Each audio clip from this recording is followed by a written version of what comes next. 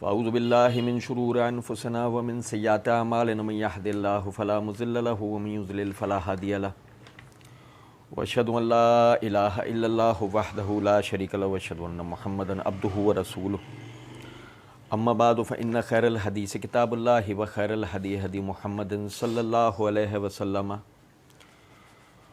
وشر الامور محدثاتها وکل محدثۃ بدعۃ وکل بدعۃ ضلالہ وکل ضلالۃ فی النار۔ اعوذ باللہ السمیع العلیم من الشیطان الرجیم من حمزہ ونفخہ ونفثہ بسم اللہ الرحمن الرحیم۔ اللہم صلی علی محمد وعلی آل محمد کما صلیت علی ابراہیم وعلی آل ابراہیم انک حمید مجید۔ اللہم بارک علی محمد وعلی آل محمد کما بارکت علی ابراہیم وعلی آل ابراہیم انک حمید مجید۔ رب اشرح لی صدری ویسر لی امری واحلل عقدۃ من لسانی یفقہوا قولی رب زدنی علما۔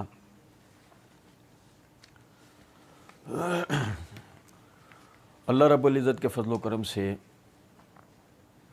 مرزا صاحب کے ریسرچ پیپر 5B واقعہ کربلا کا حقیقی پس منظر 72 صحیح الاسناد احادیث کی روشنی میں ان صحیح الاسناد احادیث یا دیگر لفظوں میں اگر کہا جائے تو مرزا صاحب کی جو تحریفات ہیں اس کی حقیقت اللہ رب العزت کے فضل و کرم سے ہم پڑھ سمجھ رہے تھے۔ اس پمفلٹ کے پورے تقریباً 1 سال بعد غالباً، کیونکہ 2019 کا یہ ہے اور وہ 2020 کی شاید ریکارڈنگ ہے، مسئلہ 157 صحیح مجھے اس وقت یاد نہیں ہے، لیکن بہرحال 2016 تو 2016 میں مرزا جی اس بات کا اقرار کر چکے تھے۔ مسئلہ 157 پارٹ 1 کے اندر انہوں نے ایک جگہ کہا ہے کہ عبداللہ بن سبا یہ ایک فرضی کریکٹر انہوں نے گھڑا ہے۔ کیا کہا کہ عبداللہ بن سبا، انہوں نے سے مراد اہل سنت نے، عبداللہ بن سبا یہ ایک فرضی کریکٹر ان لوگوں نے گھڑا ہے، کیونکہ مرزا جی نے پہلے پورا، ہم نے وہاں اللہ کے فضل و کرم سے وہ ایک بات مرزا جی کی پڑھ کے اور اس کا جواب دیا تھا کہ مرزا صاحب نے یہ تاثر دینے کی کوشش کی تھی کہ عثمان رضی اللہ تعالیٰ عنہ کو صحابہ کرام نے شہید کیا ہے، وہ سارے صحابہ کرام تھے بلوائی، اور وہاں مرزا جی نے ہاتھ کے ہی ہاتھ عبداللہ بن سبا کو ایک فرضی کریکٹر قرار دیا، عام علماء شیعہ کی طرح، آل رافض کی طرح۔ تو مرزا جی کے مخصوص الفاظ یہ تھے کہ چند لوگوں کی غلطیوں پر پردہ ڈالنے کے لیے، وہ چند لوگوں کی غلطیاں مراد صحابہ کرام، یہ ایک فرضی کریکٹر انہوں نے، اس وقت یہ فرضی کریکٹر تھا، یہ مرزا جی کا جو جملہ تھا، ہم نے وہاں اس کی پوری تفصیل بتائی تھی۔ پھر مزید چند یعنی کہ سوالات کے بعد مرزا جی ایک جگہ کفایت اللہ سنابلی صاحب کے اوپر برس پڑے، اور اپنے مخصوص اسٹائل میں مرزا جی نے کہا میں ہن کفایت اللہ سنابلی کو سٹوری بنا کر دسناواں کچ بڑھتی ہے، اگر بنانا شروع کر دوں جھوٹی، جس طرح یہ بناتا ہے عبداللہ بن سبا کے اوپر کھڑی کرتا ہے۔ یعنی کہ پھر سے مرزا جی نے یہی تاثر دیا تھا کہ جو عبداللہ بن سبا کے نام سے جو کہانی ہے وہ سب گھڑی ہوئی کہانی ہے، وہ ایسا کچھ بھی نہیں ہے، ٹھیک ہے۔ اچھا، پھر اس کے بعد اب دیکھیں کہ صفحہ نمبر 2 پر حدیث نمبر 3 کے عنوان کے تحت مرزا جی نے لکھا کہ صحیح مسلم کی حدیث میں کہ سیدنا معدان بن ابی طلحہ تابعی رحمہ اللہ کا بیان ہے کہ سیدنا عمر بن الخطاب رضی اللہ تعالیٰ عنہ نے جمعہ کا خطبہ دیا، اور اس میں رسول اللہ صلی اللہ علیہ وسلم اور سیدنا ابو بکر صدیق رضی اللہ تعالیٰ عنہ کا ذکر فرمایا۔ پھر سیدنا عمر رضی اللہ تعالیٰ عنہ نے ارشاد فرمایا بے شک میں نے خواب میں دیکھا ہے کہ ایک مرغ نے مجھے 3 ٹھونگے ماری ہیں، اور میں اس کی تعبیر یہ سمجھتا ہوں کہ میری موت کا وقت قریب آ چکا ہے۔ بعض لوگ مجھے مشورہ دے رہے ہیں کہ میں کسی کو اپنا جانشین مقرر کر دوں، لیکن میں ایسا کوئی ارادہ نہیں رکھتا، کیونکہ اب یہ بریکٹ میں ہے، میں ایسا کوئی ارادہ نہیں رکھتا کیونکہ یہ بریکٹ ہے، اللہ تعالیٰ اپنے دین کو برباد نہیں ہونے دے گا، نہ ہی اپنی خلافت کو اور نہ ہی اس ہدایت کو جسے اس نے اپنے رسول صلی اللہ علیہ وسلم کو دے کر بھیجا ہے۔ اگر میری موت جلدی ہو جائے تو میرا یہ حکم ہے، اب یہ بریکٹ میں، میرا یہ حکم ہے کہ خلافت کا فیصلہ ان 6 افراد میں ہی طے پائے جن سے رسول اللہ صلی اللہ علیہ وسلم اپنی وفات تک راضی تھے۔ اب مرزا جی نے بریکٹ قائم کیا, نوٹ کا عنوان قائم کیا اور کہتے ہیں ان 6 افراد کے نام صحیح بخاری کی اگلی حدیث میں آ رہے ہیں.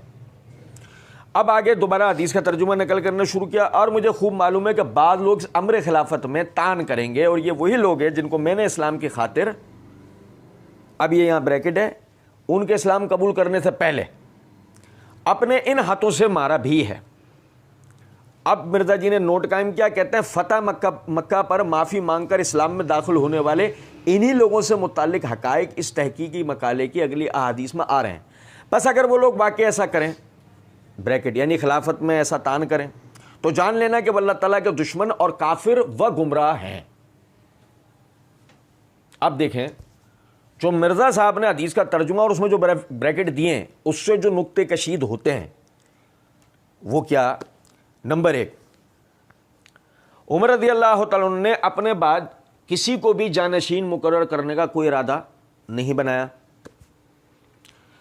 عمر رضی اللہ تعالیٰ عنہ نے خلافت کے لیے 6 افراد کا حکم دیا ہے, 6 افراد کا, کہ ان 6 افراد کے اندر معاملہ ہونا چاہیے, حکم دیا ہے. ٹھیک, پھر اس کے بعد آگے مرزا جی نے امر خلافت میں تان کرنے والوں کو بریکٹ میں کیا قرار دیا ہے؟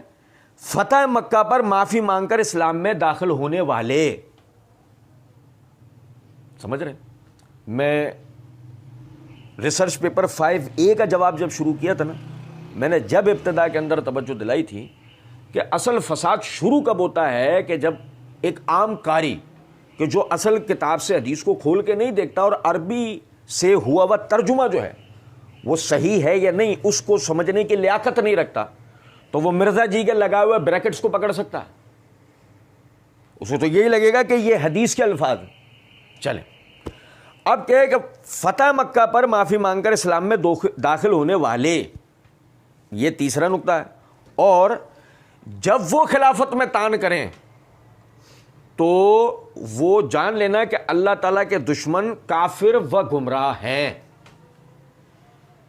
اب سب سے پہلے تو اگر مرزا جی ہمارے سامنے بیٹھے ہوتے تو ہم مرزا جی کو اس بات کی طرف توجہ دلاتے کہ حضرت آپ نے یہ بات کہی کہ امر خلافت میں یعنی تان کرنے والے کافر و گمراہ ہیں, یہ آپ نے ترجمہ کیا. آپ نے کہا کہ وہ کون لوگ ہیں فتح مکہ کے بعد مسلمان ہونے والے, تو فتح مکہ کے بعد مسلمان ہونے والے مسلمان تھے یا کافر و گمراہ تھے؟ بھائی پہلے تو یہ قضیہ حل کر کے دو. ایک ہی روایت کا آپ ہی ترجمہ کر رہے ہو, آپ ہی بتا رہے ہو کہ امر خلافت میں تان کرنے والوں سے مراد فتح مکہ کے بعد مسلمان ہونے والے ہیں, اور پھر آپ ہی بتا رہے ہو کہ جب وہ امر خلافت میں تان کریں تو وہ کافر و گمراہ و ضلال ہیں, اللہ کے دشمن ہیں.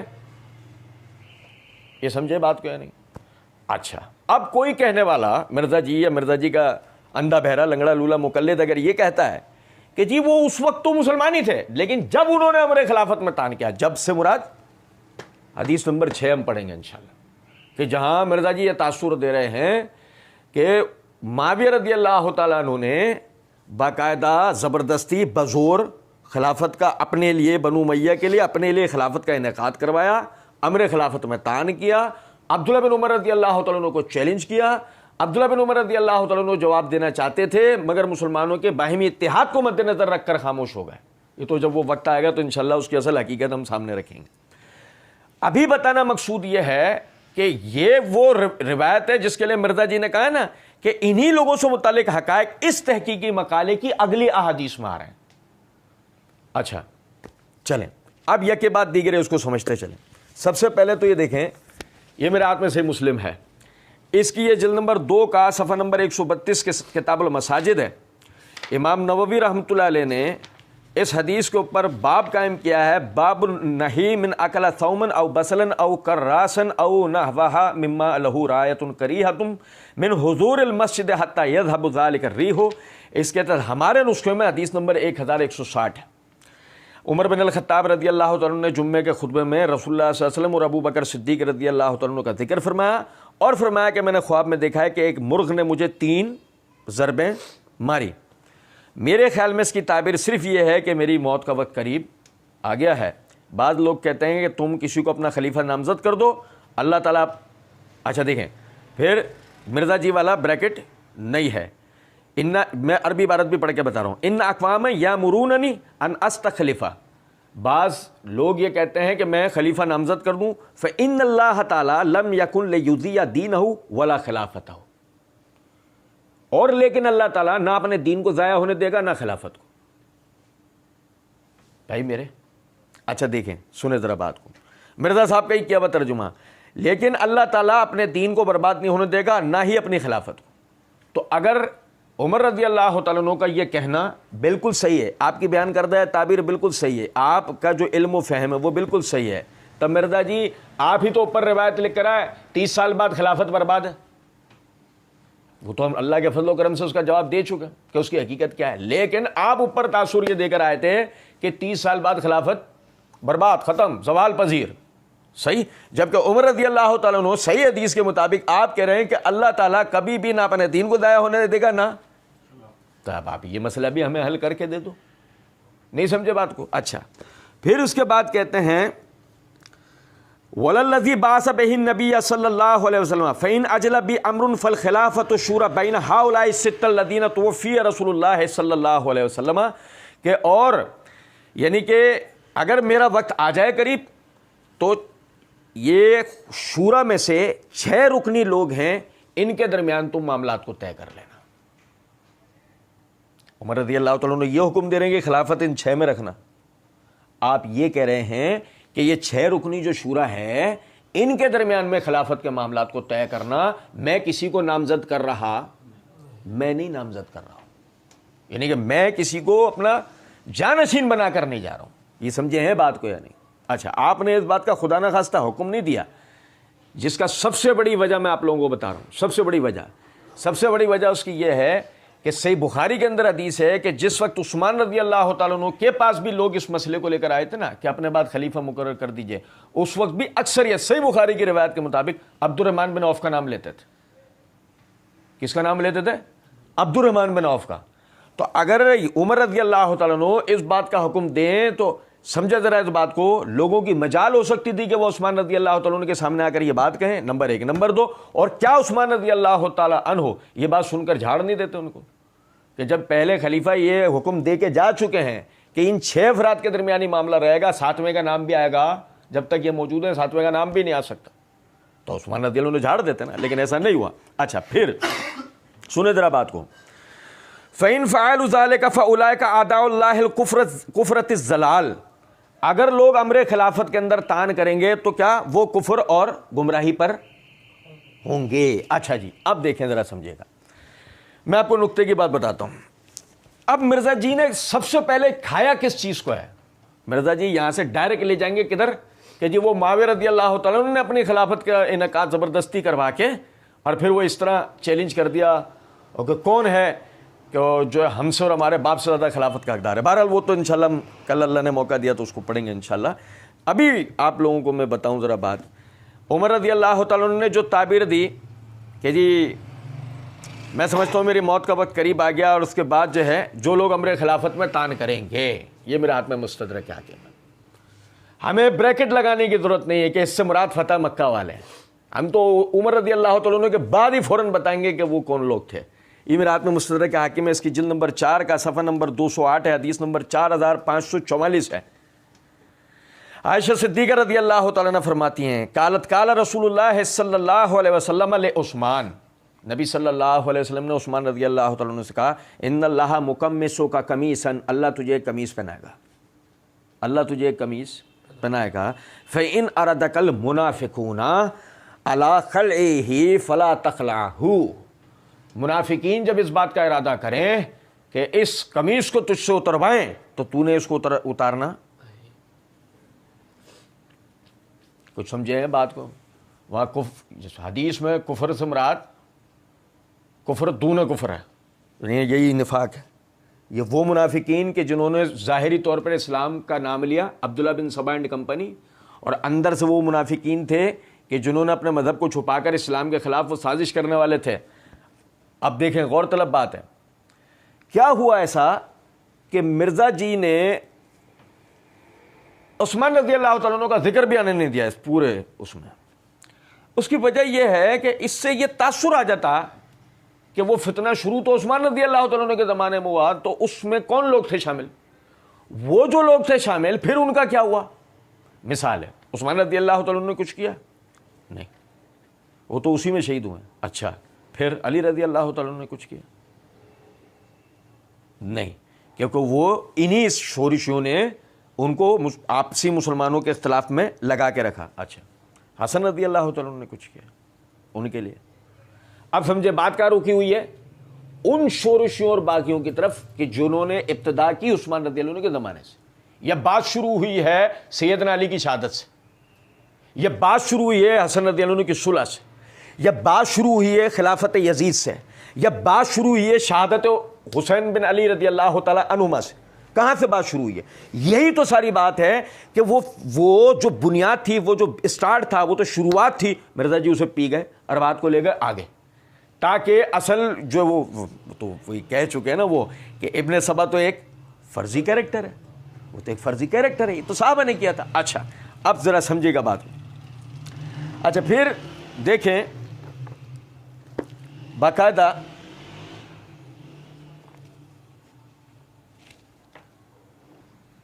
یہ صحیح بخاری ہے, اس کی جلد نمبر 8 کا صفحہ نمبر 395 اور 396 ہے. نبی اکرم صلی اللہ, ابو موسیٰ اشعری رضی اللہ تعالیٰ عنہ بیان کرتے ہیں کہ نبی اکرم صلی اللہ علیہ وسلم مدینہ کے باغات میں کسی باغ کی طرف اپنی کسی ضرورت کے لیے گئے. میں بھی آپ کے پیچھے پیچھے گیا. جب آن حضرت صلی اللہ علیہ وسلم باغ میں داخل ہوئے تو میں اس کے دروازے پر بیٹھ گیا اور اپنے دل میں کہا کہ آج میں نبی صلی اللہ علیہ وسلم کا دربان بنوں گا. حالانکہ آپ نے مجھے اس کا حکم نہیں دیا تھا. آپ صلی اللہ علیہ وسلم اندر چلے گئے اور اپنی حاجت پوری کی. پھر آپ کنویں کی منڈیر پر آ کر تشریف فرما ہوئے اور اپنی دونوں پنڈلیوں کو کھول کر انہیں کنویں میں لٹکا دیا. پھر ابو بکر رضی اللہ تعالیٰ عنہ آئے اور اندر آنے کی اجازت چاہیے. میں نے ان سے کہا آپ یہیں رہیں, میں آپ کے لیے اجازت لے کر آتا ہوں. چنانچہ وہ کھڑے رہے اور میں نبی صلی اللہ علیہ وسلم کی خدمت میں حاضر ہو کر عرض کی, یا نبی اللہ, ابو بکر آپ کے پاس آنے کی اجازت چاہتے ہیں. فرمایا انہیں اجازت دے دو اور انہیں جنت کی بشارت سنا دو. چنانچہ وہ اندر آ گئے اور نبی اکرم صلی اللہ علیہ وسلم کی دائیں جانب آ کر انہوں نے بھی اپنی پنڈلیاں کھول کر کنویں میں پیر لٹکا لیے. اتنے میں عمر رضی اللہ تعالیٰ عنہ آیا اور میں نے کہا ٹھہرو, میں آپ کے لیے رسول اللہ صلی اللہ علیہ وسلم سے اجازت لے لوں. اور پھر میں نے آپ صلی اللہ علیہ وسلم سے جا کر عرض کیا تو آپ نے فرمایا کہ ان کو بھی اجازت دو اور جنت کی خوشخبریاں دو.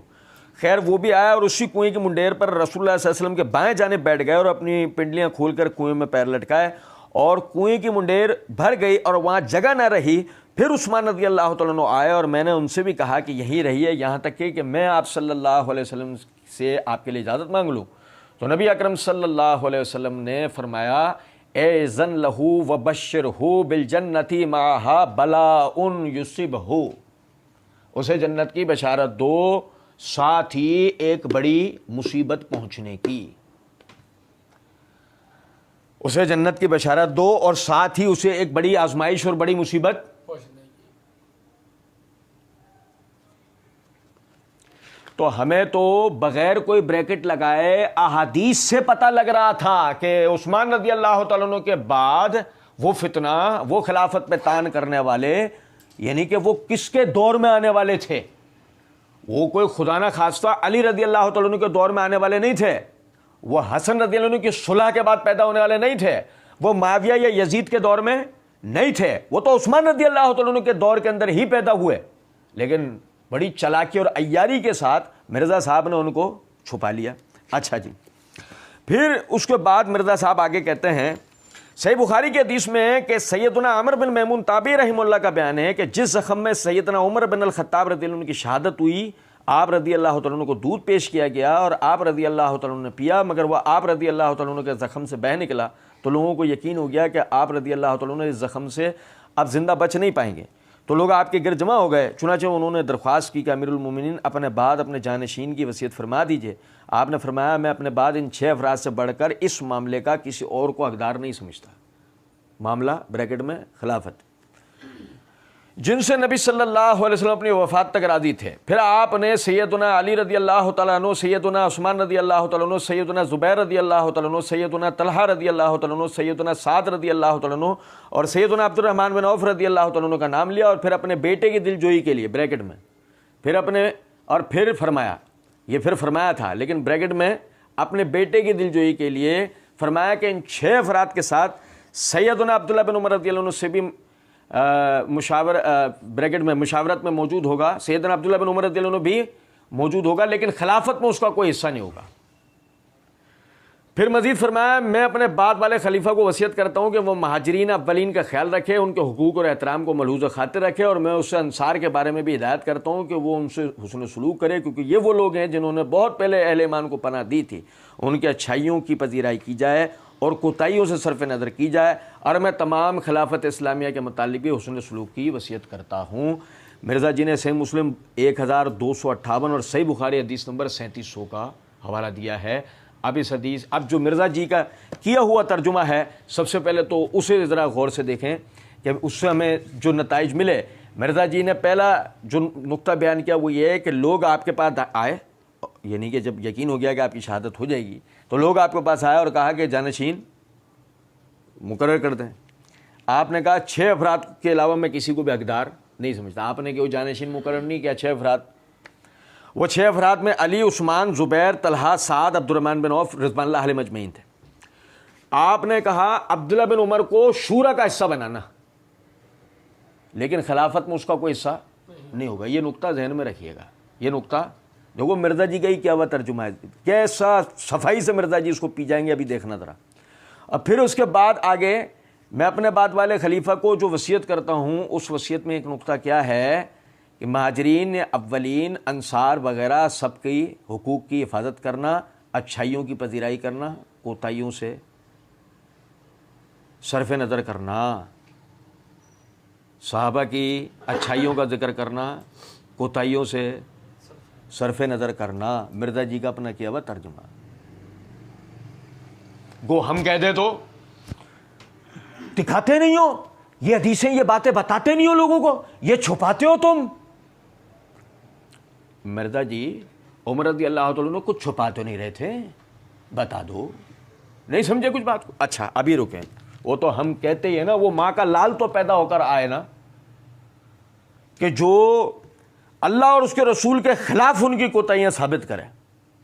بشری تقاضے کے تحت ہونے والے معاملات کو ہم ان کو کوئی معصوم من الخطا تو سمجھتے نہیں ہیں، انبیاء جیسا تو سمجھتے نہیں ہیں، صحیح، وہ بھی ہماری طرح انسان تھے، لیکن عمل میں، علم میں، تقوی میں، فضیلت میں اور رسول اللہ صلی اللہ علیہ وسلم کی صحبت پانے میں اس امت کے سب سے بہترین مخلوق اگر کوئی ہے، سب سے بہترین افراد کوئی ہیں تو وہ صحابہ اکرام۔ ہم تو کہتے ہی ہیں نا، وہ ماں کا لال تو پیدا ہو جو ہمارا سامنا کرتے ہوئے ان کو غلطیوں کو، جو غلطیاں ان کی طرف منسوب کی جا رہی ہیں، ثابت کریں نا اس بات کو۔ بہرحال اب اس کے بعد ذرا دیکھیے گا۔ اچھا بھائی، صحیح بخاری ہے، جلد نمبر 5 ہے، صفحہ نمبر 130 سے لے کر، اور جناب علی یہ صحیح بخاری کی طویل ترین روایتوں میں سے ایک ہے، اور ترجمے کے ساتھ صفحہ 130 سے لے کے 136 تک پھیلی ہوئی روایت۔ باب ہے باب قصۃ البیت والاتفاق علی عثمان بن عفان۔ امام بخاری نے باب کیا قائم کیا ہے؟ امام بخاری نے باب کیا قائم کیا ہے؟ اور سنو یار، بڑے کوئی صاحب کرامت آدمی تھے، کیا امام بخاری کو گمان تھا، کیا نظر آ رہا تھا؟ امام بخاری نے باب دیکھو کیا قائم کیا، باب قصۃ البیت والاتفاق علی عثمان بن عفان۔ عثمان بن عفان رضی اللہ عنہ کی بیعت پر، یہ بیعت کا قصہ اور اس پر اتفاق کا بیان، اس پر اتفاق کا۔ اچھا اب میں ایک ایسی اشارہ دے رہا ہوں پہلے نا، آپ ذرا غور کیجئے گا کہ مرزا جی نے حدیث نمبر 8 کیا درج کی ہوئی ہے۔ حدیث نمبر 8 یہ درج کی ہے، تم پر میری سنت اور راست باز اور ہدایت یافتہ خلفاء کی سنت پر کاربند رہنا اور ان کو خوب مضبوطی سے تھام لینا کہ چھوٹنے نہ پائے، اور دین میں کسی نئے کام کو جاری کرنے سے باز رہنا، کیونکہ بدعت ہے اور ہر بدعت گمراہی ہے۔ مرزا جی نے متفق علیہ خلیفہ راشد کی سنت کو چھوڑنے والے کو اپنے کیے ہوئے ترجمے کے مطابق کیا قرار دیا ہے؟ گمراہ قرار دیا ہے۔ اور مرزا جی نے ابتدائے پمفلٹ کے اندر یہ بات لکھ رکھی ہے، اجماع امت کو حجت اور دلیل ماننا در حقیقت قرآن و صحیح احادیث کے احکام کی پیروی کرنے میں ہی شامل ہے۔ اب سمجھیں ذرا اس بات کو، مرزا جی نے خود اپنے لیے کیا کہہ رکھا ہے۔ مسئلہ نمبر 157 پارٹ 1 کے اندر ایک جگہ کہتے ہیں، حضرت عثمان کے اوپر بعض لوگ تان کرتے ہیں، ہمیں بھی کئی معاملات میں ان سے اختلاف رائے ہے، لیکن ہم تان نہیں کرتے، نعوذ باللہ۔ جس خلیفہ کی بیعت پر اتفاق ہو اس سے آپ اختلاف رائے رکھ کر بقول آپ کے کیے ہوئے ترجمے کے گمراہ ثابت ہوئے یا نہیں؟ اچھا چلے چھوڑیں، اب دیکھیے گا ذرا اس بات کو. یہ طویل ترین روایت ہے، میں اس کے مخصوص مقامات سے اس کو پڑھوں گا، پھر کسی شوق پورا کرنے والے کو شوق پورا کرنے کا دل کرے ہم اس کے لیے پوری روایت پڑھنے کو تیار ہیں. کوئی کہہ دے کہ اس کا فلاں حصہ تو ہم نے چھوڑ دیا، ہم اس کے لیے تیار ہیں. ٹھیک ہے نا؟ اچھا بھائی سنیے گا ذرا بات. مرزا جی نے پوری روایت درج کیوں نہیں کی؟ میں پہلا نقطہ بتاتا ہوں. زخمی ہونے والے دن عمر رضی اللہ تعالیٰ نے کہا ابن عباس دیکھو مجھے کس نے زخمی کیا ہے. ابن عباس رضی اللہ تعالیٰ نے تھوڑی دیر گھوم پھر کر دیکھا اور آ کر فرمایا کہ مغیرہ کے غلام ابو لؤلؤ نے آپ کو زخمی کیا ہے. مغیرہ کے غلام ابو لؤلؤ نے آپ کو زخمی کیا ہے. عمر رضی اللہ تعالیٰ نے دریافت فرمایا وہی جو کاریگر ہے؟ جواب دیا کہ جی ہاں. اس پر عمر رضی اللہ تعالیٰ نے فرمایا اللہ اسے برباد کر دے، میں نے تو اسے اچھی بات کہی تھی جس کا اس نے یہ بدلہ دیا. اللہ تعالیٰ کا شکر ہے کہ اس نے میری موت کسی ایسے شخص کے ہاتھوں نہیں مقدر کی جو اسلام کا مدعی ہو. یعنی یہ مسلمان نہیں تھا. اچھا جی، تم اور تمہارے والد ابن عباس، تم اور تمہارے والد اس کے خواہش مند تھے کہ اجمعی غلام مدینے میں زیادہ سے زیادہ لائے جائیں. یوں بھی ان کے پاس غلام بہت تھے. اس پر ابن عباس رضی اللہ تعالی عنہما نے عرض کیا اگر آپ فرمائیں تو ہم بھی کر گزریں. مقصد یہ تھا کہ اگر آپ چاہیں تو مدینہ میں مقیم جتنے اجمعی غلام ہیں سب کو قتل کر ڈالیں. ابھی سنو ذرا بات. مرزا جی نے یہ پوری حدیث نقل کیوں نہیں کی؟ کیونکہ عباس کون ہے؟ چچا عباس اہل بیت. اور مرزا جی نے عمر رضی اللہ تعالیٰ کی شہادت کا الزام پتہ ہے کس پہ لگایا ہے؟ مسئلہ نمبر 157 پارٹ 1 کے اندر مرزا جی کہتے ہیں صحیح مسلم میں آتا ہے کہ حضرت عمر نے خواب میں دیکھا تھا کہ ایک مرغے نے مجھے ٹھونک ماری، خواب میں اس کی انہوں نے تعبیر کی مجھے اس طریقے سے قتل کیا جائے گا. تو یہ ابو لؤلؤ فیروز نے قتل کیا اور بخاری میں موجود ہے. کیا موجود ہے؟ بخاری میں موجود ہے.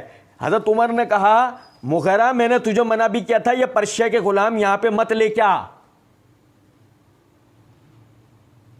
تو ہم پوچھتے ہیں مغیرہ بن شعبہ یہ غلام لے کر کیوں آیا جب حضرت عمر نے منع کیا تھا؟ حضرت عمر کی نافرمانی کیوں کی؟ مغیرہ بن شعبہ رضی اللہ تعالیٰ عنہ نے خلیفۃ المسلمین کی بات کیوں نہیں مانی؟ ہم نے وہاں ایسا جواب دیا تھا مرزا جی اور مرزا جی کے جتنے سہولت کار ہیں نسلیں یاد رکھیں گی. لیکن ابھی صرف ایک توجہ آپ کو دلا رہا ہوں، یہ تھی وجہ جو مرزا جی نے حدیث نمبر 3700 پوری نقل کی. اے ابن عباس آپ اور آپ کے والد چاہتے تھے کہ مدینے میں اجمعی غلام آئے. مغیرہ بن شعبہ چاہتے تھے. کون چاہتے تھے؟ تو اگر مدینے میں اجمعی غلام لے آنا اس بات کی سازش ہے کہ کوئی خلیفۃ المسلمین کو ان سے شہید کروانا چاہتا ہے تو وہ سازش رچنے والے کوئی اموی بنو امیہ کے نہیں تھے، بلکہ صحیح بخاری کی روایت کے مطابق وہ تو چچا عباس اور ان کے بیٹے ابن عباس پہ انگلی آ جاتی ہے. خود عمر نے کہا ہے ہم نے تم نے بریکٹ نہیں لگایا تھا. اب جو جواب تم اس کا دو گے وہ ہماری طرف سے مغیرہ بن شعبہ کا سمجھنا، وہ بنی امیہ کا سمجھنا. کیا جواب ہے اس کا؟ جواب یہ ہے کہ وہی جو ابن عباس نے آگے کہا کہ حضرت آپ ہمیں حکم دیں سب لوگوں کو قتل کر دیتے ہیں، کیونکہ ان کی کوئی ایسی نیتیں نہیں تھیں، نہ حضرات بنو ہاشم کی نہ حضرات بنو امیہ کی. کوئی نہیں جانتا تھا، عربوں نے کبھی خود کا حملہ پہلے دیکھا ہی نہیں تھا. آپ لوگ حدیث نمبر 3700 پڑھیے گا، الفاظ ہیں باقاعدہ کہ میں آپ کو میں یہ الفاظ آپ کو پڑھ کے سنا دیتا ہوں کہ اس نے ابو لؤلؤ نے آپ کو زخمی کیا، اس کے بعد وہ بدبخت اپنا 2 دھاری خنجر لیے دوڑنے لگا اور دائیں بائیں جدھر بھی پھرتا تو لوگوں کو زخمی کرتا جاتا. اس طرح اس نے 13 حضرات کو زخمی کر دیا جن میں 7 حضرات نے شہادت پائی. مسلمانوں میں سے ایک صاحب نے یہ صورتحال دیکھی تو انہوں نے اس پر اپنی چادر ڈال دی. اس بدبخت کو جب یقین ہو گیا کہ اب پکڑ لیا جاؤں گا تو اس نے خود اپنا گلا کاٹ ڈالا. عربوں نے اس سے پہلے کبھی خودکش حملہ سمجھے ہیں کچھ بات کو یا نہیں؟ تو کہاں سے اس چیز کو، یعنی کہ آپ دیکھیں آج کے اس جدید ترین دور کے اندر آپ سمجھیں خودکش حملہ آور کی پہچان شناخت اور کہاں سے آیا کہاں سے ٹریننگ آرام سے ہو جاتا ہے، آسانی سے پتہ لگ جاتا ہے. کیا اس حملے کو روکا جا سکتا ہے؟ عموماً اس کی سازش کے تانے بانے جوڑو تو تیسرے ملک سے جا کر مل جاتے ہیں, دوسرے کو چھوڑو تیسرے سے جا کے مل جاتے ہیں. آپ اندازہ کریں ذرا. عمر رضی اللہ تعالیٰ عنہ کی شہادت کی پلاننگ کہاں ہوئی؟ وہ تو خیر اللہ کے فضل و کرم سے ہم نے معرفت الصحابہ و اہل بیت سیریز کے اندر صحابہ کے باہمی اختلافات کی حقیقت کے اندر اس کا اشارہ دیا ہے. میں صرف یہاں بتانا مجھے مقصود یہ ہے, آپ دیکھیں کہ کس درجے عیاری, مکاری اور تحریف کرتے ہوئے مرزا جی نے کہا صحیح بخاری میں ہے کہ مغیرہ بن شعبہ کو کہا کہ میں نے تجھے منع کیا تھا کہ یہ پرشیا کے غلام یہاں مت لے کے آ. حالانکہ صحیح بخاری تو درکنار حدیث کی کسی کتاب کے اندر صحیح سند سے ایسے الفاظ موجود نہیں ہیں. یہ مرزا جی نے نام لے کر صحیح بخاری کا جھوٹ بولا. اچھا پھر سمجھے گا ذرا بات. یہ دیکھیں کہ مرزا جی نے یہ کہا کہ اپنے بیٹے کی دل جوئی کے لیے یہ بات کہی. او بھائی نہیں سمجھے بات, میں آپ کو الفاظ پڑھ کے بتاتا ہوں. عمر رضی اللہ تعالیٰ عنہ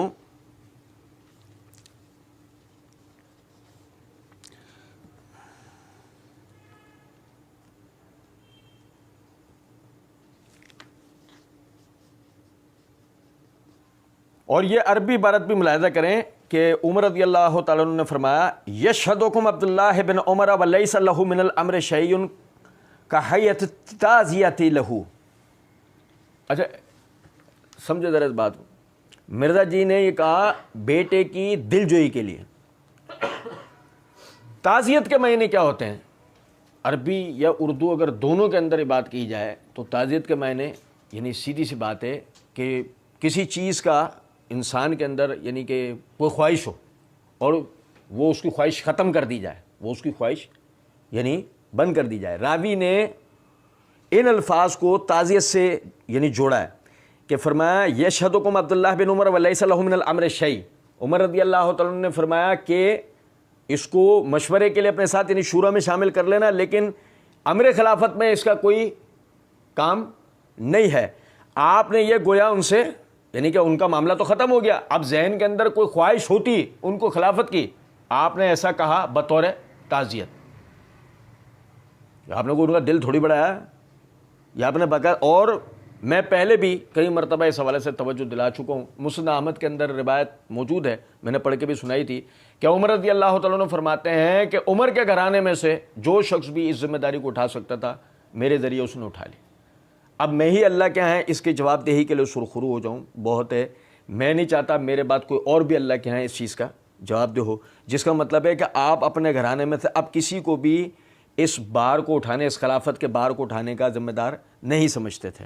اور دیکھیں سمجھے گا ذرا اس بات کو کہ روایت کے اندر باقاعدہ جب یہ الفاظ موجود ہیں کہ اس کا خلافت میں یعنی کہ عبداللہ بن عمر کو شورا میں شامل کر لینا لیکن خلافت میں اس کا کوئی حصہ نہیں ہے, یہ اہل شورا کے سامنے, یہ تمام افراد کے سامنے یہ بات ہو رہی ہے. بلکہ مزے کی بات یہ ہے کہ آپ مرزا جی نے مسئلہ نمبر 157 پارٹ 1 کے اندر ایک جگہ یہ کہہ رکھا ہے اور پھر کہا کہ عبداللہ بن عمر کو بھی مشورے کے لیے شامل کر لینا لیکن اس کو خلیفہ نہ چننا, یعنی وہ ملوکیت والا معاملہ نہ ہو. ٹھیک ہے,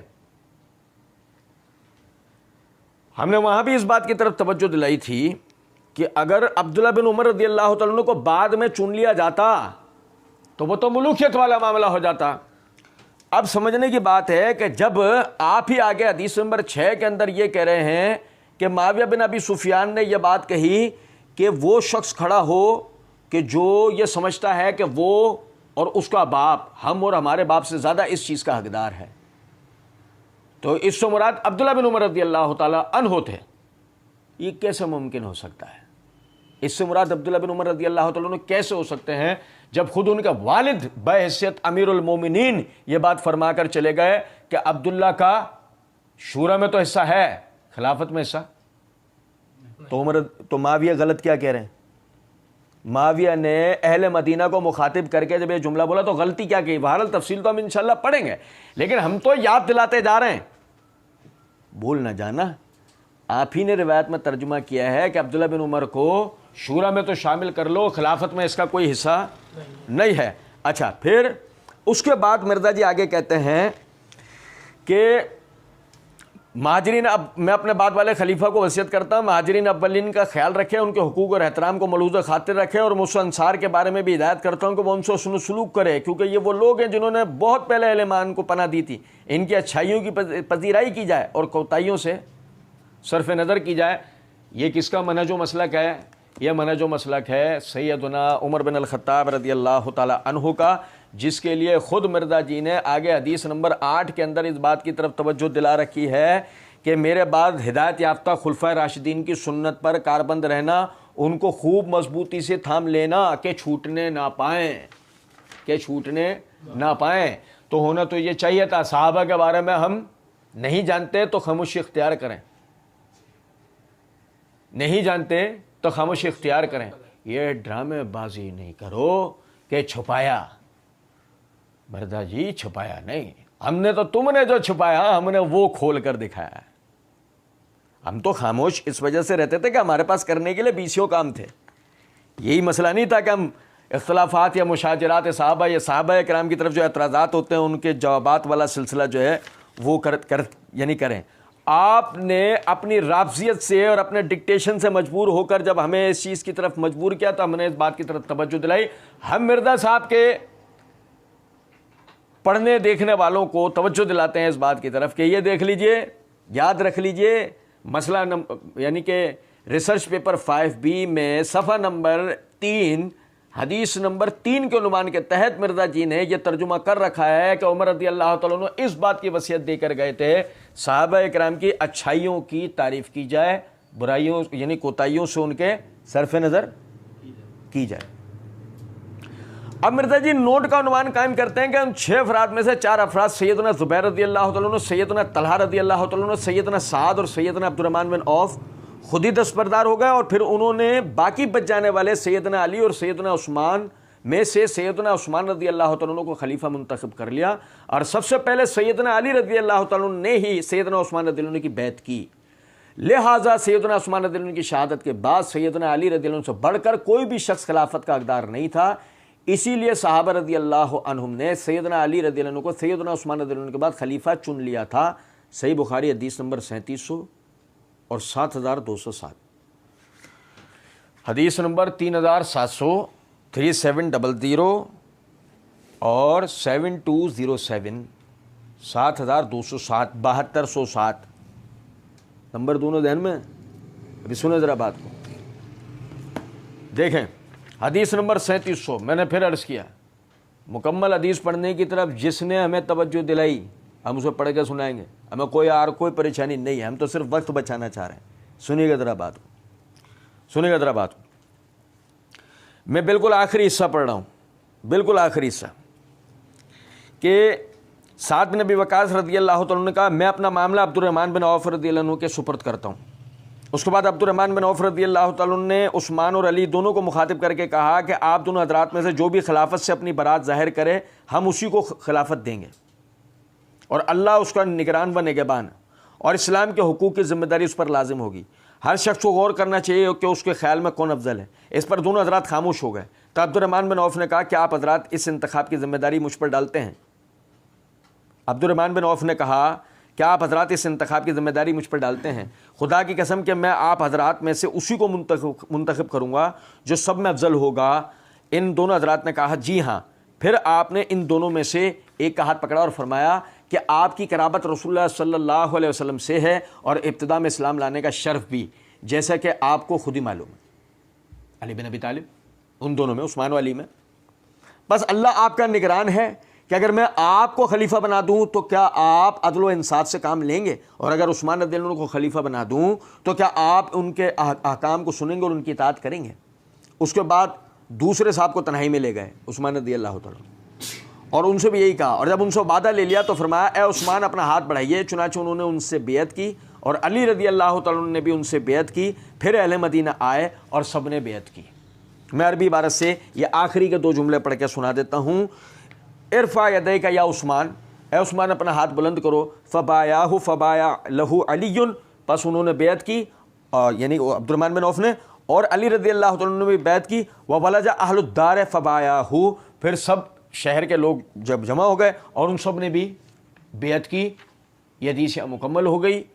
یہاں کوئی یہ جملہ نہیں ہے کہ لہٰذا سیدنا عثمان رضی اللہ عنہ کی شہادت کے بعد سیدنا علی رضی اللہ عنہ سے بڑھ کر کوئی بھی شخص خلافت کا حقدار نہیں تھا، اس لیے صحابہ نے سیدنا علی رضی اللہ عنہ کو سیدنا عثمان رضی اللہ عنہ کے بعد خلیفہ چن لیا تھا.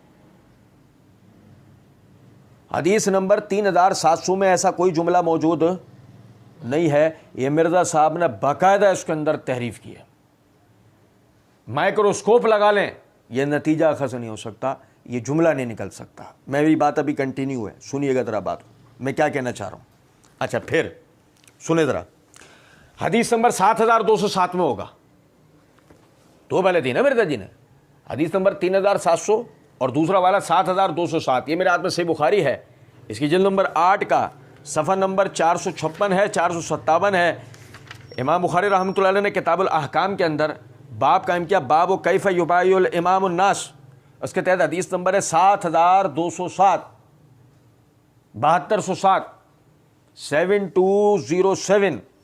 مسور بن مخرمہ رضی اللہ تعالیٰ عنہ نے خبر دی کہ وہ 6 آدمی جن کو عمر رضی اللہ تعالیٰ عنہ نے خلافت کے لیے نامزد کر گئے تھے، علی، عثمان، زبیر، طلحہ اور عبد الرحمن بن عوف رضی اللہ عنہم کے ان میں سے کسی ایک کو اتفاق سے خلیفہ بنا لیا جائے. سب جمع ہوئے اور مشورہ کیا. ان سے عبد الرحمن بن عوف نے کہا خلیفہ ہونے کے لیے میں آپ لوگوں سے کوئی مقابلہ نہیں کروں گا، البتہ اگر آپ لوگ چاہیں تو آپ لوگوں کے لیے کوئی خلیفہ آپ ہی میں سے میں چن دوں. چنانچہ سب نے مل کر اس کا اختیار عبد الرحمن بن عوف رضی اللہ عنہ کو دے دیا.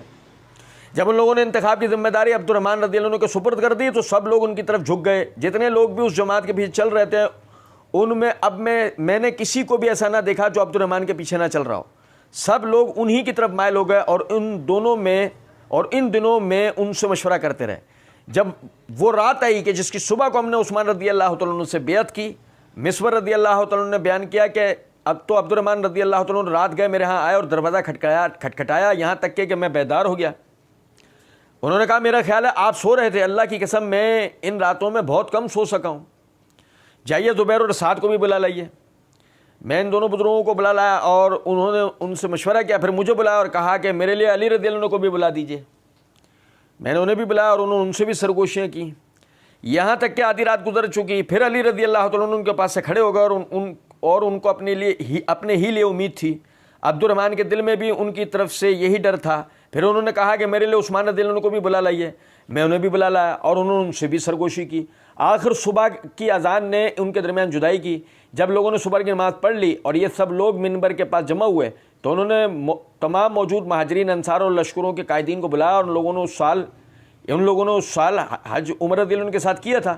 جب سب لوگ جمع ہو گئے تو عبد الرحمن بن عوف رضی اللہ تعالیٰ عنہ نے خطبہ پڑھا. پھر کہا اما بعد، اے علی، میں نے لوگوں کے خیالات معلوم کیے اور میں نے دیکھا کہ وہ عثمان کو مقدم سمجھتے ہیں اور ان کے برابر کسی کو نہیں سمجھتے، اس لیے آپ اپنے دل میں کوئی میل پیدا نہ کریں. پھر کہا کہ میں آپ یعنی عثمان رضی اللہ تعالیٰ عنہ کو سے اللہ کے دین اور اس کے رسول کی سنت اور آپ کے پیش رو 2 خلفاء کے طریق کے مطابق بیعت کرتا ہوں. چنانچہ پہلے ان سے عبد الرحمن بن عوف رضی اللہ تعالیٰ نے بیعت کی، پھر سب لوگوں نے مہاجرین، انصار اور فوجوں کے سرداروں اور تمام مسلمانوں نے بیعت کی. دیکھیں یہ تو میں نے پورے حدیث لفظاً بلفظاً آپ کو پڑھ کے سنائی. اس میں یہ جملہ ہے کہ لہٰذا سیدنا عثمان رضی اللہ عنہ کی شہادت کے بعد سیدنا علی رضی اللہ تعالیٰ سے بڑھ کر کوئی بھی شخص خلافت کا حقدار نہیں تھا، اس لیے صحابہ رضی اللہ تعالیٰ عنہ نے سیدنا علی رضی اللہ عنہ کو سیدنا عثمان رضی اللہ عنہ کے بعد خلیفہ چن لیا تھا. یہی ہے، اس میں بھی نہیں ہے. اچھا اب میری بات سنیں، میں کیا کہنا چاہ رہا ہوں. میں جناب علی یہ کہنا چاہ رہا ہوں کہ سیدنا عثمان بن عفان رضی اللہ تعالیٰ عنہ کے بعد سیدنا علی رضی اللہ تعالیٰ عنہ سے زیادہ اس امت میں خلافت الہیہ کا، خلافت علی منہاج النبوہ کا کوئی بھی حقدار نہیں تھا. آپ سے زیادہ کوئی شخص بھی اس خلافت کا حقدار نہیں تھا، آپ ہی اس کے حقدار تھے. لیکن یہ تاثر دینا کہ عثمان رضی اللہ عنہ کی شہادت کے بعد آپ کو اہل جانتے ہوئے فوراً ہی صحابہ نے آپ کی بیعت کر لی تھی، اس سے یہ تاثر جاتا ہے کہ جنہوں نے بیعت نہیں کی وہ کیا ہوئے. اور نہیں سمجھے ہو بات کو، گویا کہ احادیث سے آپ کی خلافت کا شورائی معاملہ طے کر دیا ہے مرزا جی نے، جبکہ شورائی معاملہ احادیث سے طے نہیں ہوتا، احادیث سے اس کے اشارات ملتے ہیں. شورائی معاملہ طے نہیں ہوتا. جب عثمان رضی اللہ عنہ کی شہادت ہو گئی اس وقت کے سرکمٹینسز کیا تھے, اس وقت کے معاملات کیا تھے, ہم کئی مرتبہ مرزا صاحب اور مرزا صاحب کے حواریوں کے سامنے رکھ چکے ہیں, اور ہم اس بات کی طرف توجہ دلاتے رہے کہ آیا جب شورا کے تحت خلافت منعقد نہیں ہوئی تو جس کی نظر میں اس خلافت کا انعقاد ہی نہیں ہوا وہ شخص اس کا باغی کیسے کہلا سکتا ہے؟ ہمیں اس سوال کا جواب چاہیے. نہیں سمجھے؟ ایک شخص کی نظر میں آپ کی خلافت علی طریق شورا ہوئی نہیں تو آپ سمجھیں اس بات کو کہ وہ شخص آپ کو جب خلیفہ مان کے آپ کا اطاعت گزار ہی نہیں بنا ہے, آپ کی بیعت ہی نہیں کی سنی, تو بیعت توڑ کے اس کو باغی قرار دینا, خارجی قرار دینا, یہ اہل عقل و دانش کا کام ہے؟ جو خلافت کو جانتا ہے یہ اس کا کام ہے؟ یہ ایک مخصوص ٹولے کا کام ہے, مخصوص ذہن سازی کا, جاہل کا کام ہے کہ جس کو کچھ پتا ہے نہیں. اور سنیں ذرا بات کو غور کیجئے, یہاں تک کہ جان چھڑانے کے لیے آپ نے بخاری حدیث نمبر 3700 اور بخاری حدیث نمبر 7207 کا حوالہ دے کے اس میں تحریف کرنا مناسب سمجھا کہ میرا الو کسی طرح سیدھا نظر آ جائے. وہ الو یہاں سے بھی سیدھا ہو پا رہا؟ ہاں, سیدنا علی رضی اللہ تعالیٰ عنہ ہی عثمان رضی اللہ تعالیٰ عنہ کے بعد خلیفہ بنائے جانے کے حقدار تھے, جس کی سب سے بڑی دلیل یہ ہے کہ معاہدہ یعنی کہ جمل الصفین کے بعد معاہدہ تحکیم کی طرف بات گئی, معاملہ شورا کی طرف لوٹایا گیا, یہاں تک کہ علی تک ابو موسیٰ اشعری رضی اللہ تعالیٰ عنہ کو کہہ رہے ہیں فیصلہ کر بھلے سے فیصلہ میری گردن پر ہو, فیصلہ کر بھلے سے فیصلہ میری گردن پر ہو. معاویہ ایک طرف ہیں, علی ایک طرف ہیں, سب حضرات ایک طرف ہیں, معاملہ شورا پہ ڈالا ہوا ہے. اگر معاویہ کو اپنی خلافت کا مسئلہ ہوتا سب کو ایک طرف کر کے خود ہی کھڑے ہو جاتے نا. نہیں سمجھے کچھ بات کو؟ اگر شورا سے اس معاملے کی بحث نہیں ہوتی تو یہ معاملہ شورا تک جاتا ہی نہیں. کچھ میری بات سمجھ رہے ہیں یا نہیں؟ آپ نے جو ڈائریکٹ اس طرف توجہ دلا دی کہ نہیں جی یہ تو معاملہ سیدھا ہے کہ وہ تو حدیث کے اندر الفاظ تھے, وہ تو حدیث کے اندر تو الفاظ ہیں ہی نہیں. ہاں پھر وہی بلوائیوں کے ہاتھوں میں اس بیعت کا انعقاد ہوتا ہے جسے مسلمان لوٹا دیتے ہیں کس کی طرف؟ شورا کی طرف. بلوائیوں کے ہاتھوں میں اس بیعت کا انعقاد ہوتا ہے اور اس سے نکال کر مسلمان کہاں لے جاتے ہیں؟ شورا کی طرف. اور اسی پہ علی راضی ہو کر معاہدہ تحکیم کے لیے کھڑے ہوئے. ورنہ سوچیں اس بات کو, وہ علی کہ جنہوں نے خوارج کے ساتھ کسی قسم کی یعنی کہ صلح نہیں کی, ان کو قتل ہی کیا. سوچیں ذرا اس بات کو کہ اگر یہ معاملہ بھی خوارج کی طرح بغاوت کا ہوتا, خوارج کی طرح ضلالت کا ہوتا, خوارج کی طرح گمراہی کا ہوتا, خوارج کی طرح صرف مسلمانوں میں خون ریزی کا ہوتا, یہ معاملہ اصلاح کا نہیں ہوتا, علی معاہدہ تحکیم کے لیے راضی ہوتے ہیں؟ اب بھائی میرے اور پھر مرزا جی نے اس پہ نوٹ قائم کیا.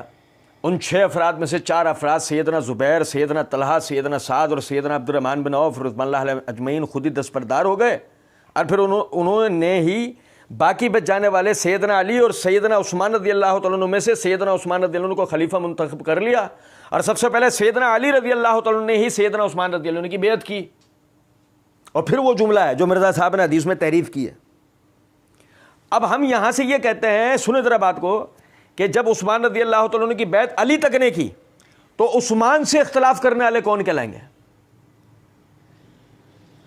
چلو بعد میں علی سے بیعت جنہوں نے نہیں کی وہ تو باغی کہلائے بقول آپ کے. اب اگر قوم شعیب میں سے آپ نہیں ہیں, آپ کے لینے کے باٹ اور دینے کے باٹ علیحدہ علیحدہ نہیں ہیں, تو ایمانداری سے ایک بات بتاؤ, پھر اسی علی نے جس کی بیعت کی اس کی مخالفت کرنے والے کون کہلائیں گے؟ اور ان کے لیے آپ کا کیا فتویٰ ہے؟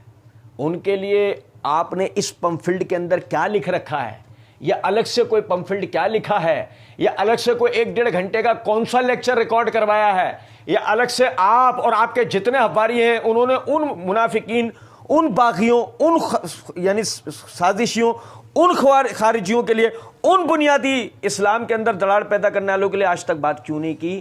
کیونکہ وہ آپ کے ہی تو آبا و اجداد میں سے, وہی تو اصل وہ لوگ ہیں کہ جن پر دروازہ کھلتے کے ساتھ ہی سمجھ میں آنا شروع ہوتا ہے عثمان رضی اللہ عنہ کی شہادت، سمجھ میں آنا شروع ہوتا ہے علی رضی اللہ تعالیٰ عنہ کی شہادت، سمجھ میں آنا شروع ہوتی ہے حسن رضی اللہ تعالیٰ عنہ کی شہادت، سمجھ میں آنا شروع ہوتا ہے حسین رضی اللہ تعالیٰ عنہ کی شہادت، اور جتنے بھی مسلمان خلفاء و سلاطین اور جتنے بھی مسلمانوں کے بڑوں پر قاتلانہ حملے ہوئے اور وہ شہید ہوئے، ساری باتیں آہستہ آہستہ سمجھ میں آنا شروع ہو جاتی ہیں، کہیں خدا نہ خواستہ آباء و اجداد کی پول نہ کھل جائے، اس لیے وہ سارا کا سارا مرزا صاحب پینا پسند کر لیا، اس پر ایک لفظ بھی بات کرنا پسند کی نہیں۔ اور پھر پتہ نہیں کیوں حدیث نمبر 4 اور حدیث نمبر 7 مرزا جی نے علیحدہ علیحدہ کر کے درج کی اور 2 علیحدہ علیحدہ مقامات پہ درج کی، اور پتہ نہیں اللہ جانتا ہے کہ اس سے وہ کیا تاثر دینا چاہتے تھے۔ صحیح بخاری اور صحیح مسلم کی حدیث میں مرزا جی کے الفاظ میں پڑھ رہا ہوں کہ صحیح بخاری اور صحیح مسلم کی حدیث میں ہے کہ سیدنا عبداللہ بن عباس رضی اللہ تعالیٰ عنہ بیان فرماتے ہیں کہ میں لوگوں کے ہمراہ سیدنا عمر بن الخطاب رضی اللہ تعالیٰ عنہ کی میت کے پاس کھڑا تھا کہ پیچھے سے ایک آدمی نے میرے کندھے پر اپنی کوہنی رکھی اور کہا اللہ تعالیٰ آپ یعنی بریکٹ میں سیدنا عمر رضی اللہ تعالیٰ عنہ پر رحمت فرمائے۔ مجھے شروع ہی سے یہ امید واسق تھی کہ اللہ تعالیٰ آپ رضی اللہ تعالیٰ عنہ کو اپنے دونوں ساتھیوں یعنی بریکٹ میں رسول اللہ صلی اللہ علیہ وسلم اور سیدنا ابو بکر صدیق رضی اللہ تعالیٰ عنہ کے ساتھ اکٹھا فرما دے گا، کیونکہ میں اکثر رسول اللہ صلی اللہ علیہ وسلم سے یہ سنا کرتا تھا کہ آپ صلی اللہ علیہ وسلم فرمایا کرتے تھے کہ میں اور ابو بکر اور عمر تھے، میں اور ابو بکر عمر نے یہ کیا، میں اور ابو بکر عمر گئے، تو میرا توقع رکھتا تھا کہ اللہ تعالیٰ آپ رضی اللہ تعالیٰ عنہ کو ان دونوں ساتھیوں کے ساتھ ہی بریکٹ میں موت کے بعد بھی اکٹھا فرما دے گا۔ سیدنا عبداللہ بن عباس رضی اللہ تعالیٰ عنہ کا بیان ہے جب میں نے اس شخص کی طرف مڑ کر دیکھا تو وہ سیدنا علی بن ابی طالب رضی اللہ تعالیٰ عنہ تھے۔ صحیح بخاری 3677، صحیح مسلم 6187۔ اچھا میں آپ بھائی مرزا صاحب جیسی جو سوء فہمی ہے وہ ہمارے اندر نہیں ہے، اللہ جانتا ہے کہ اس کو اس جگہ پہ درج کرنے سے مرزا صاحب کی مراد کیا تھی، شاید کہ جو میں اپنی کم فہمی سے سمجھ پایا ہوں وہ یہ ہے کہ اگر نبی صلی اللہ علیہ وسلم کے ساتھ کسی کی خلافت اکٹھی ہو سکتی تھی تو وہ ابو بکر عمر کی ہو سکتی تھی، عثمان اس گنتی میں نہیں ہے، ورنہ اور کوئی بات سمجھ میں نہیں آتی کہ مرزا صاحب نے اس جگہ پر اس حدیث کو کیوں نقل کیا ہے۔ کوئی ذکر نہیں ہے ابو بکر عمر کی فضیلت کا، کوئی ذکر نہیں ہے اکیلے عمر کی فضیلت کا، کوئی بحث نہیں ہے کہ کوئی عمر رضی اللہ عنہ کی فضیلت کو مانتا ہو یا نہ مانتا ہو، اس کے خلاف کوئی بات کر رہا ہو تو مرزا صاحب اس کی دلیل کے لیے صحیح بخاری کی روایت درج کر دیں، کوئی تک ہی نہیں بنتی تھی۔ پہلے خلافت کی بات کرنا، یہاں تک کہ اس حدیث کے بعد بھی حدیث نمبر 5 وہ ذکر کرنا کہ جس میں سیدنا اس حذیفہ رضی اللہ تعالیٰ عنہ کے حوالے سے یہ تاثر دینا کہ عمر رضی اللہ تعالیٰ عنہ اور فتنوں کے درمیان اگر کوئی دروازہ ہے تو وہ عمر ہے، عمر کے شہید ہوتے ہی یعنی صحیح، تو اس سے پہلے اس حدیث کو درج کرنے کا اور کوئی مطلب باقی بچتا ہی نہیں ہے کہ آپ یہ کہنا چاہ رہے ہیں کہ امر خلافت میں یعنی کہ شہادت عمر کے بعد امر خلافت میں اگر رسول اللہ صلی اللہ علیہ وسلم کے ساتھ کوئی اکٹھا ہوا یعنی کہ کسی خلافت علی منہاج نبوت تھی تو وہ ابو بکر و عمر کی تھی۔ علی کے تو دلائل وہ الگ دے چکے ہیں نا اور اوپر کہہ چکے ہیں، بیچ میں بچے کون؟ سمجھے ہیں کچھ بات کوئی نہیں۔ غریب کا صرف ایک قصور ہے کہ وہ بنو امیہ میں سے تھے، سمجھے ہیں سارا فساد کیوں ہو رہا ہے، یہ اتنی محنت مرزا جی کر کیوں رہے ہیں، اتنی باریک بینی سے کام چل کیوں رہا ہے، کیونکہ وہ کون تھے، سمجھے ہیں کچھ بات کوئی نہیں، ورنہ کوئی مسئلہ نہیں ہے، ہماری غلط فہمی بھی ہو سکتی ہے، ہمیں مرزا جی کے افواریوں یا اندھے بہرے لنگڑے لولے مقلدین میں سے کوئی سمجھا دے کہ اس حدیث کو یہاں نقل کرنے کا مطلب کیا ہے، سمجھے چلے۔ پھر اس کے بعد مرزا جی آگے نمبر 5 کا عنوان قائم کرتے ہیں صحیح بخاری اور صحیح مسلم کی حدیث میں کہ سیدنا حذیفہ بن یمان رضی اللہ عنہ بیان کرتے ہیں کہ ایک مرتبہ ہم سیدنا عمر بن الخطاب رضی اللہ عنہ کی صحبت میں بیٹھے تھے کہ آپ رضی اللہ تعالیٰ عنہ نے دریافت فرمایا کہ فتنے سے متعلق کوئی حدیث تم میں سے کسی کو یاد ہے؟ سیدنا حذیفہ رضی اللہ تعالیٰ عنہ نے عرض کی کہ جی ہاں، آدمی کو بعض دفعہ اپنے اہل و عیال، مال، اولاد اور پڑوسی سے فتنہ لاحق ہوتا ہے اور نماز، خیرات اور امر بالمعروف و نہی عن المنکر سے ایسے فتنے کا سدباب اور ازالہ ہو جاتا ہے۔ سیدنا عمر رضی اللہ تعالیٰ عنہ نے فرمایا نہیں، میں اس قسم کے فتنوں کے بارے میں نہیں پوچھ رہا ہوں، بلکہ میرا سوال تو اس فتنے سے متعلق ہے جو سمندر کی موجوں کی طرح شدید ٹھاٹے مارتا ہوا ہوگا، सैयदना हुदैफा रदी अल्लाह तआला ने अर्ज़ की कि ए अमीरुल मोमिनीन, आप रदी अल्लाह तआला को तो उस फितने से कोई ख़तरा नहीं होगा। आप रदी अल्लाह तआला और उस अजीम फितने के दरमियान एक बंद दरवाज़ा हायल है। सैयदना उमर रदी अल्लाह तआला ने पूछा वो दरवाज़ा तोड़ दिया जाएगा या खोला जाएगा? सैयदना हुदैफा रदी अल्लाह तआला ने अर्ज़ की कि बल्कि उसे तोड़ दिया जाएगा। सैयदना उमर रदी अल्लाह तआला ने फरमाया फिर तो वो कभी भी बंद ना होने पाएगा। तो सैयदना उस हुदैफा रदी अल्लाह तआला ने अर्ज़ की कि जी हाँ बिल्कुल। ताबीन कहते हैं कि हमने फिर सैयदना हुदैफा रदी अल्लाह तआला से पूछा कि सैयदना उमर रदी अल्लाह को मालूम था कि दरवाजे से मुराद क्या चीज़ है? सैयदना हुदैफा रदी अल्लाह तआला ने फरमाया हाँ बिल्कुल, उनको ऐसी मालूम था जैसे आज के बाद आने वाले कल का इल्म यकीनी होता है, क्योंकि मैंने कोई गलत हदीस तो उन्हें बयान नहीं की थी। ताबीन कहते हैं कि हमें जुर्रत ना हुई कि हम सैयदना हुदैफा रदी अल्लाह तआला से पूछ सके कि उस दरवाजे से मुराद क्या चीज़ थी। चुनांचे हमने मसरूक ताबई से कहा कि तुम पूछो, तो उनके पूछने पर सैयदना हुदैफा रदी अल्लाह तआला ने फरमाया उस दरवाजे से मुराद खुद सैयदना उमर रदी अल्लाह तआला ही तो थे। हवाला सही बुखारी 7096 और सही मुस्लिम 7268। अच्छा जी, अब समझिएगा ज़रा इस बात को। पहली चीज़ तो ये कि देखें रिवायत के अंदर अल्फाज ये हैं कि सैयदना हुदैफा रदी अल्लाह तआला ने कहा ए अमीरुल मोमिनीन, आप रदी अल्लाह को तो उस फितने से कोई ख़तरा नहीं होगा। आपको उस फितने से कोई ख़तरा नहीं होगा। सही। अब होना ये चाहिए था, यहां ब्रैकेट लगाते ना मिर्जा जी, जैसे उधर लगाया था ब्रैकेट कि इससे मुराद फतह मक्का के बाद मुसलमान होने वाले हैं ना, ऐसे मिर्जा जी यहाँ एक ब्रैकेट लगाते और बताते कि और उस फितने से नुकसान पहले किसको पहुंचा है, यानी कहां से वो शुरू हुआ है, तो किसका नाम लिया जाता? मिर्जा जी तो अली रज़ी अल्लाह तआला का नाम लेते ना, और जमल सिफ़ैन बता देते, ऐसे ही है, अहले शाम बता देते, ऐसे ही है ना। ये मेरे हाथ में मुस्तदरक हाकिम है, जिल्द नंबर 4 का सफ़ा नंबर 208 है, हदीस नंबर 4544 है। नबी सल्लल्लाहु अलैहि वसल्लम ने फरमाया उस्मान रज़ी अल्लाह तआला से, ए उस्मान, अल्लाह ताला तुझे एक कमीज़ पहनाएगा, मुनाफिकीन तुझसे उस कमीज़ को उतरवाना चाहेंगे, तो उस कमीज़ को ना उतारना, तो उस कमीज़ को ना उतारना। और सरसरी तौर पर मैं आपको बता रहा हूँ, सरसरी तौर पर हमने अल्लाह ताला के फजल करम से मार्फत सहाबा व अहले बैत सीरीज़ में 10 दलाइल इस हवाले से दिए हैं कि उमर रज़ी अल्लाह तआला के बाद अगर फितने की इब्तिदा होती है तो वो होती है उस्मान रज़ी अल्लाह तआला से, ना कि अली रज़ी अल्लाह तआला से। और सुने, नबी सल्लल्लाहु अलैहि वसल्लम ने कहा सामने से अब जो शख्स आएगा वो है जो फितनों के ज़माने में भी, फितना आने पर भी वो शख्स हक पर होगा, वो शख्स हक पर होगा। और सुनो ज़रा बात को, सुनना ज़रा बात को ना। मिर्ज़ा जी मसला नंबर 157 पार्ट 1 के अंदर एक जगह कहते हैं हज़रत उस्मान के ऊपर बाज़ लोग तान करते हैं, हमें भी कई मामलात में उनसे इख्तलाफ है। किससे? हज़रत उस्मान से। और नबी सल्लल्लाहु अलैहि वसल्लम ने क्या फरमाया, फितनों के अय्याम में भी अगर कोई शख्स हक पर होगा तो वो, ये सामने से आ रहा है। उस साहबी कहता है मैं भाग के गया, वो कपड़ा डाले हुए थे, मैं भाग के गया, जाके करीब देखा तो वो उस्मान थे। वो कौन थे? समझे बात को या नहीं? मसला सारा ये है, मैं बात फिर एक दफ़ा अर्ज़ कर देता हूँ, मसला सारा ये है कि अगर फितनों को उस्मान रज़ी अल्लाह तआला के ज़माने से मान लिया जाए तो बहस आएगी उस्मान रज़ी अल्लाह तआला के ख़िलाफ़ फितना खड़ा करने वाले कौन लोग थे, कहाँ से आए थे, क्या मकासद थे, और शहादत उस्मान के बाद वो कहाँ चले गए, ज़मीन खा गई या आसमान निकल गया, ज़मीन खा गई के आसमान निकल गया।